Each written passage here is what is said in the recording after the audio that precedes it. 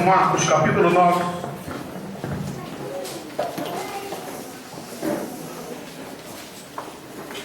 Versículos 17 e 18.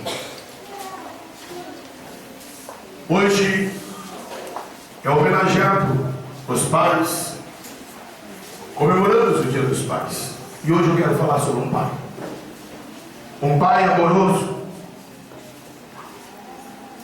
Um pai que estava em busca da felicidade do seu filho. Marcos capítulo 9, versículo 17 e o versículo 18, diz assim a palavra de Deus: um homem dentre a multidão respondeu: mestre, trouxe-te o meu filho possesso de um espírito mudo. Este, onde quer que o apanha, lança-o por terra e ele espuma, range os dentes e vai se secando. Roguei aos seus discípulos que o expulsasse, mas não puderam. Podemos assentar.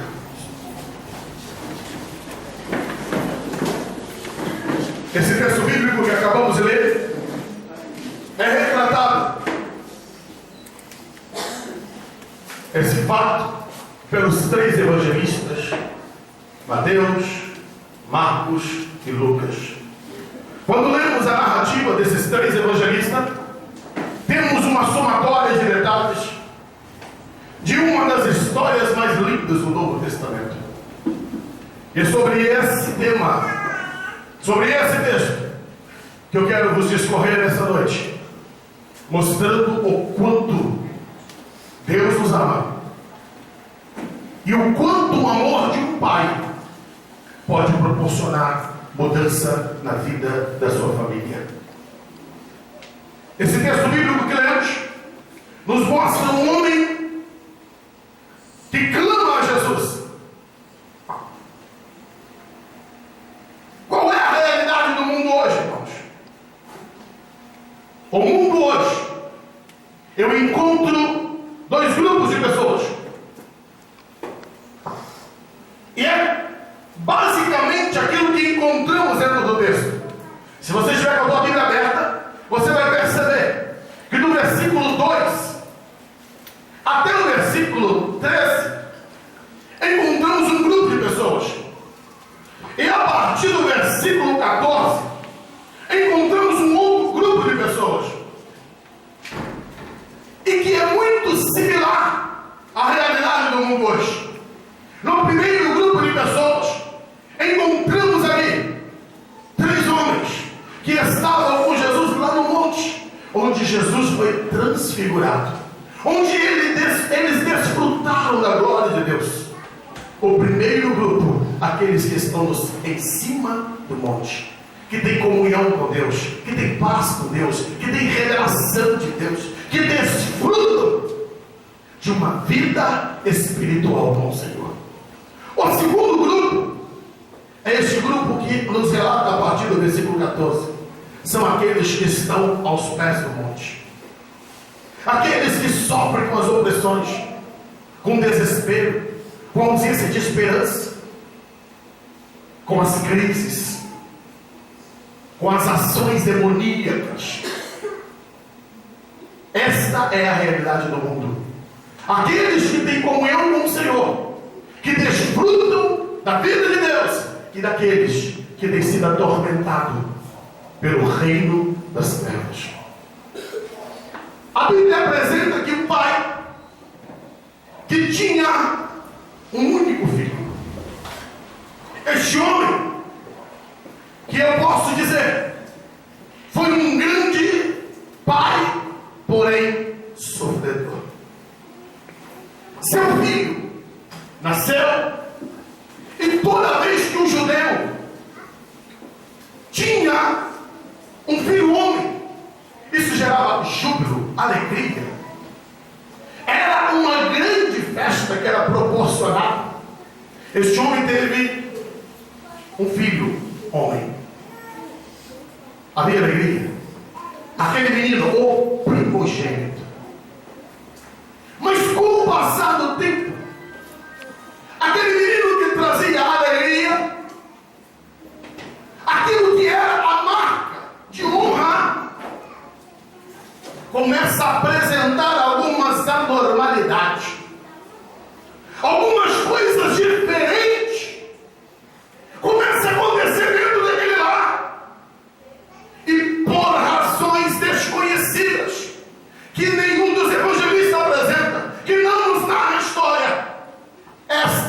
criança passa a ser atormentada por espíritos demoníacos. Pastor, mas como isso? Demônios podem se apossar de crianças? Não vou entrar hoje nesse embate teológico. Eu quero apenas pregar o que o texto diz. E o texto é enfático em dizer que na infância desta criança, ela foi atormentada por demônios. Esse pai via as outras crianças crescendo, desenvolvendo, brincando, rindo, sorrindo. Porém, ele tinha o desprazer de perceber que tinha algo anormal com o filho dele, que não era normal essa atitude, o comportamento. E com o passar do tempo, a própria vizinhança já teve o quê? As suas reações. Qual é o pai que vai deixar seu filho brincar com a criança endemoniada? O problema daquele pai começou a se tornar cada vez maior à medida que essa criança crescia. Existe uma regra que diz que tudo passa. Deixa que o tempo resolve as coisas. Ei, com esse pai não. Quanto mais o tempo passava, mais as coisas pioraram. As coisas estavam tomando proporções que estavam saindo da sua alçada de resolução. O orgulho daquele pai estava sendo ferido pela humilhação do estado daquele filho. Quantos que já cortavam a volta da casa para dizer, não, aquela casa ali tem um menino ali que a coisa é feia. Talvez quando aquela criança saía para o seu lazer, as outras todas já corriam. E qual é o pai que quer isso? E este pai teve que conviver com esta dura realidade. Cada vez que o tempo passava, as coisas só estavam piorando. Mas eu vejo neste homem que ele era um homem, além de ser amoroso, ele era um pai lutador. Sofria, mas ele lutava. Este pai procurou recursos que estavam disponíveis naquela época para resolver o problema dos seus filhos, do seu filho. Tentou, busca no meio da família. Porém, os seus familiares nada podiam fazer, a não ser lastimar aqueles tapinhas nas costas. Que pena, né? Que pena. Tão bonitinho teu filho, né? Tão lindo. Que dó. Era o máximo que os familiares podiam fazer, lastimar. Tentar expressar uma palavra de consolo que não tinha para aquele pai. Pois ele olhava para o seu filho, queria que os projetos, sonhos, todo pai tem sonho. Todo pai ele tem o desejo de ver a sua família bem. Eu pergunto a qualquer pai, qual é o motivo do teu trabalho? Por que você trabalha? Por que você quer casa? Por que você quer carro? Tudo isso é para o bem-estar da tua família. Não é pensando apenas em você, porque você quer ver a tua família bem. E este pai não era diferente. Mas uma questão aqui, e é levantada, de que adiantaria ele ter recurso, ter dinheiro, ele ter o luxo que fosse, se o filho dele não podia desfrutar de nada disso. Se o filho dele estava marcado por opressão. Não posso afirmar que esse pai era desgostoso, mas posso dizer que ele era alguém que tinha uma marca de dor muito grande no seu coração. Os religiosos daquela época, o que poderiam fazer por este homem? Absolutamente nada. Apenas apresentaram para ele: não há o que fazer pelo teu filho. Teu filho é um caso específico. Fugiu da sua alçada. A religião não pode te ajudar. Os sacerdotes não têm como ministrar exorcismo sobre ele. Há uma força muito grande que envolve. região não pôde atender esse pai. Os médicos se sentiam impotentes. Não havia remédio que pudesse tratar aquilo que aparentemente se demonstrou como doença, mas que cada vez foi piorando. Esse pai tentou a ajuda de todos. Toda indicação. Olha, se você procurar fulano, lá estava aquele pai. Olha, se você tentar, lá ia ele. Mas em cada porta que ele batia, a sensação era que o caso dele era insolúvel. O passar de dias, semanas, meses, anos, não proporcionava àquele pai esperança e expectativa das coisas se mudarem. E agora? Ninguém poderia ajudar aquele homem. E quem sabe ele, com sua esposa, tinham que conviver com essa dura realidade daquele que outrora foi um menino, uma criança, e agora quem sabe um adolescente jovem, tomado por demônios. Se antes, quando era criança, eles tinham um problema do desprezo, da convivência social, quando esse menino cresceu, as coisas pioraram, porque a partir de então já não era só perturbação, um espírito de suicídio tomou conta daquele menino. Agora não era apenas defendê-lo dos outros, era preciso defendê-lo de si mesmo. A Bíblia diz que esse menino se atirava no fogo, se atirava na água. Isso quer dizer que era exigido que os seus pais tivessem vigilância constante sobre ele. Não podia deixá-lo sozinho. Essa criança se tornou um perigo para si mesmo, uma ameaça contra si mesmo. E esse pai, judeu, descendente de Abraão, via no seu lar uma manifestação de demônios.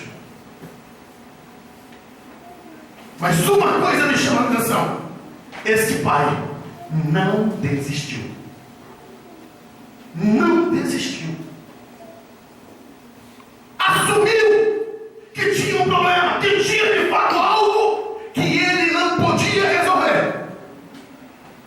Mas ele demonstra perseverança de não desistir de lutar por aquilo que ele cria que qualquer hora Deus poderia mudar o quadro dele.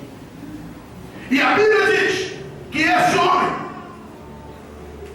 nessa feita que está falando nesse texto, ele vai então procurar ajuda daquilo que era o maior movimento da época, aquilo que estava trazendo burburinho, porque havia um homem de Nazaré que curava, que libertava, que transformava. E eu ainda lhe dito para esse homem: olha, eu sei que você já tentou de tudo, nós não queremos aumentar o peso nem teu sofrimento, mas quem sabe, homem, leva lá esse menino para os discípulos de Jesus.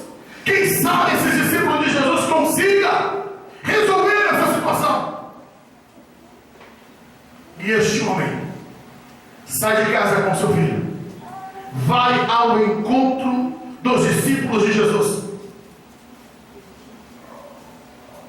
chega até eles e diz: olha, o meu problema é esse, quero vos pedir a vossa ajuda. Os discípulos repreende demônio, amarra demônio, expulsa demônio, não acontece nada. O dia lastimoso daquele pai, o dia terrível, porque aquele homem tinha o testemunho de muitas pessoas que tinham sido curadas, libertadas. Quando Jesus enviou de 2 a 2, quando Jesus enviou 70, estes discípulos expulsaram o demônio, curaram enfermos, mas o filho daquele homem não foi liberto. E agora, retornar para casa, mesmo jeito que saiu, desconsolado. Pois a tentativa de resolver a situação do seu filho foi frustração, houve um desapontamento. Mas isso não fez aquele homem desistir. E aí eu entro dentro daquilo que eu quero desenvolver nessa mensagem. Este homem, mesmo com os discípulos de Jesus não ter conseguido realizar nada a favor dele, ele ainda assim foi procurar o próprio Jesus. Sabe o que eu aprendo com isso, irmãos? Primeiro, os discípulos de Jesus, mediante a sua impotência, nada puderam fazer por aquele homem. Mas a impotência, a inoperância, a ineficácia daqueles homens não fizeram aquele homem desistir de Jesus. A ausência de poder na vida dos discípulos não tornou-se um bloqueio entre Jesus e aquele homem, porque ele creu. Talvez esses homens não estão representando bem ao seu mestre. E eu te pergunto, amado, as vidas que têm se aproximado de você em busca de ajuda, que tipo de testemunho elas estão levando embora? Você está aproximando as pessoas de Jesus ou está levando elas a desistirem de vez de Jesus? Há uma grande multidão de pessoas desesperadas, há uma grande multidão de pessoas que precisam de ajuda, que dentro dos seus lares sofrem inúmeras dificuldades, problemas e crises, estão em busca de solução, e muitos deles já bateram na nossa porta, que foram até a igreja, os discípulos de Jesus, mas simplesmente retornaram para suas casas, sem as suas vidas mudadas, sem transformação. Sabe por quê, irmãos? Porque tem muito discípulo que anda com Jesus, mas não tem o poder de Jesus. Tem muitos discípulos que estão perto de Jesus, mas não tem a graça de Jesus. Se você é igreja do Senhor, eu quero te dizer em nome de Jesus, não seja apenas um acompanhante, que o poder, que a graça, que a unção de Jesus esteja sobre a tua vida, de maneira tal que aqueles que chegarem até você possam ter um encontro com Jesus.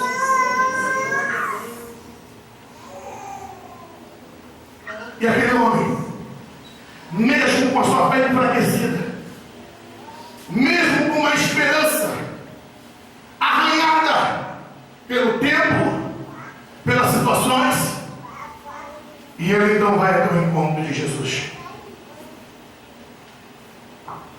A Bíblia diz aqui que no versículo 17, esse homem clama dizendo assim: Mestre, trouxe o meu filho, possesso de um espírito mudo.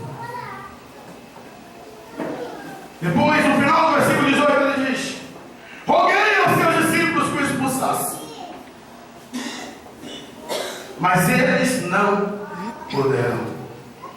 Quando Jesus ouve aquilo, ele dá uma repreensão, não para aquele homem apenas, não para os seus discípulos, mas uma repreensão geral. Diz: geração incrédula, até quando estarei convosco? Até quando vos sofrereis? A incredulidade da nossa geração está impossibilitando as pessoas de desfrutarem da glória e da presença de Deus.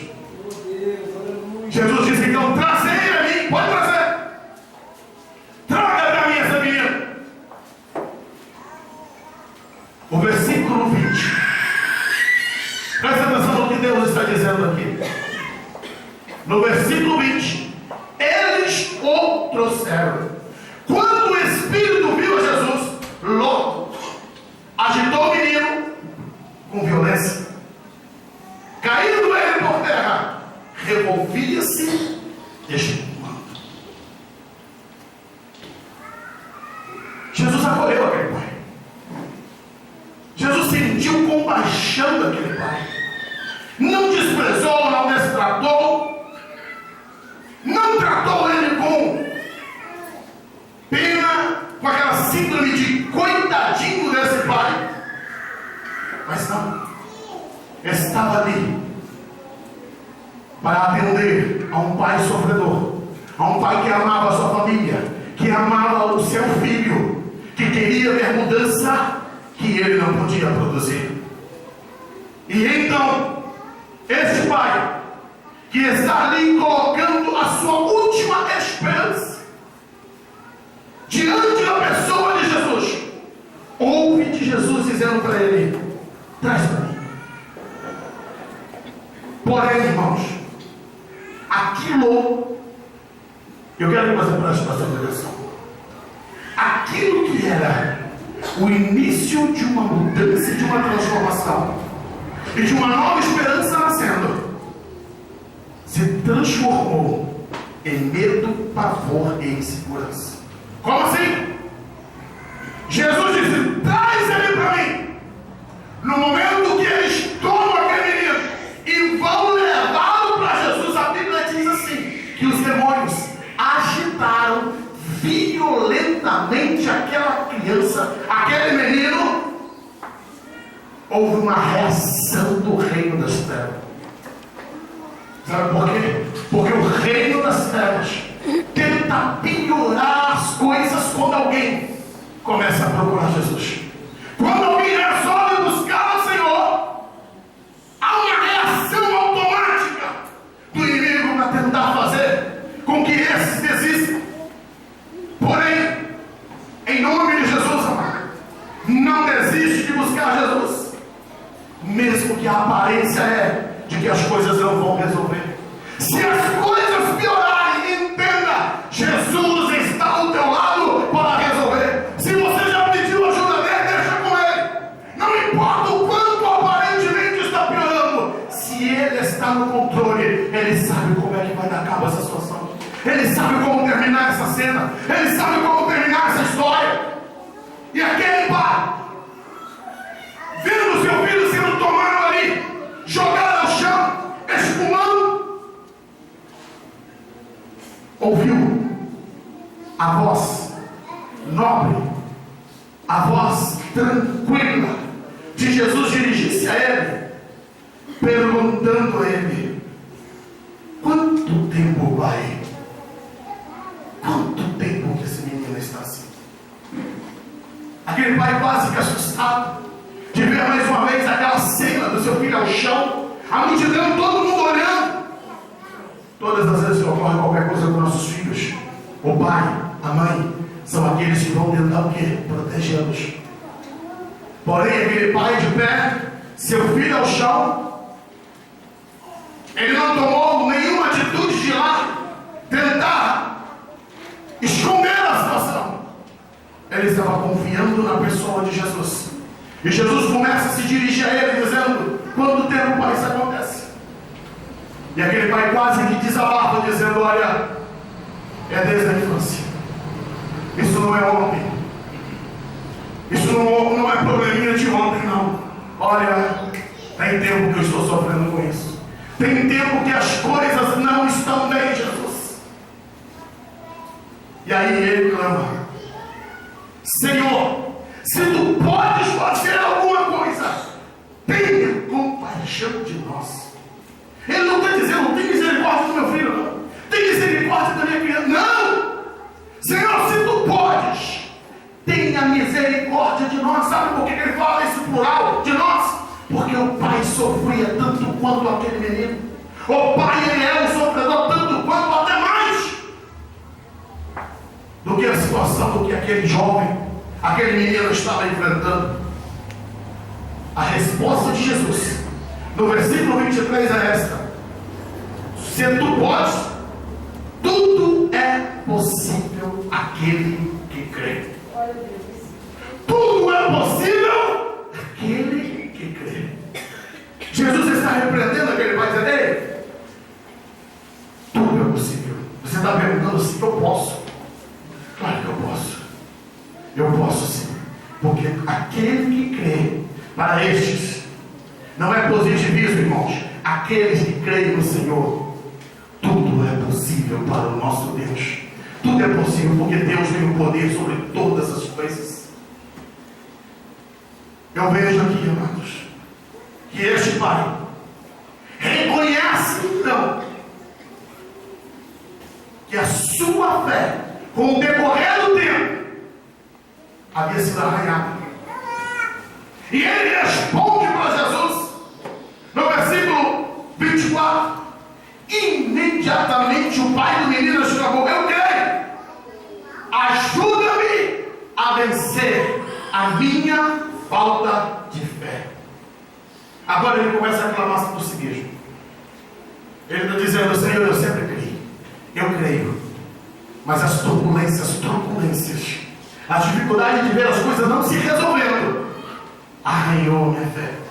Jesus, me ajuda eu crer, me ajuda em meio a essa situação. E a Bíblia diz que qual foi a reação?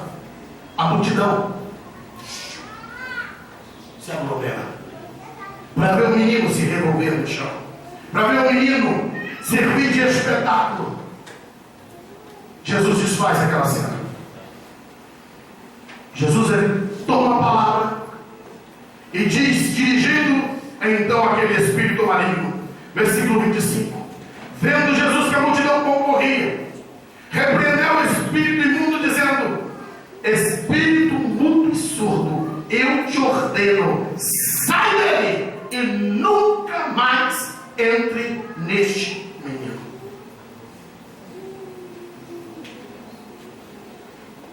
Após a palavra de Jesus, há uma última investida de Satanás. A Bíblia diz que houve então, versículo 26, o espírito clamando, quer dizer, berrando, gritando, agitou-o com violência e saiu, deixando ele como morto, a ponto de muitos dizerem: morreu. Eu estou terminando. Eu queria que você prestasse atenção no que Deus quer te falar acerca dessa história. Jesus repreendeu aquele demônio, mas antes disso aqui, ele deu o seu último ataque, a última investida, e o menino cai ao chão. Já estava no chão ali, mas ele se revolve, grita. É como se ele tivesse se levantado quando Jesus ordenou que o espírito saísse. Ele se levantou, grita, berra e cai no chão, aparentemente sem vida. As pessoas que estavam próximas começaram a dizer: o menino morreu. Talvez lágrimas saindo dos olhos daquele pai. Aparentemente, se aquele menino morresse, o sofrimento da família terminava. Como diz, né, o ditado: chora uma vez só. Não precisaria se arrastar o resto da vida chorando. Mas quem disse que esse pai queria isso? Não era assim que aquele pai queria terminar o sofrimento dele, com a morte do seu filho. Porque a morte não é projeto de Deus para consertar as coisas. A morte é consequência de pecado. E a morte não faz parte do processo de restauração de Deus. E então, lá está o menino no chão, e muitos já dizendo: morreu, está morto. A Bíblia diz então que o Senhor Jesus toma o menino pela mão, toca nele. Olha o que diz o versículo 27. Mas Jesus, tomando-o pela mão, o ergueu e ele se levantou.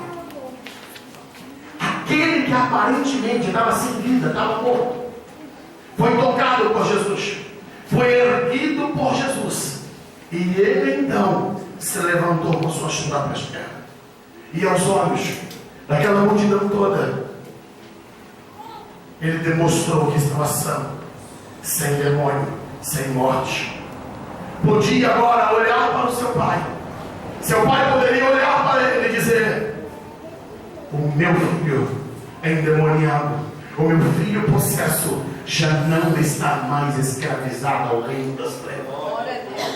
Aquela multidão tem que testemunhar que anos de sofrimento havia acabado, que anos de desgraça, de miséria, de atrofiamento familiar havia chegado ao fim, porque o contato com Jesus gerou e proporcionou mudança na vida daquele menino.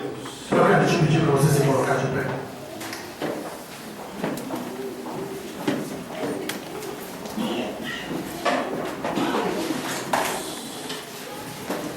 Eu queria que você fechasse os seus olhos agora. Essa última sentença do texto do sermão, eu quero dizer para você que há esperança na pessoa de Cristo Jesus. Não sei o que você tem passado e enfrentado. Não sei qual é o problema da tua família.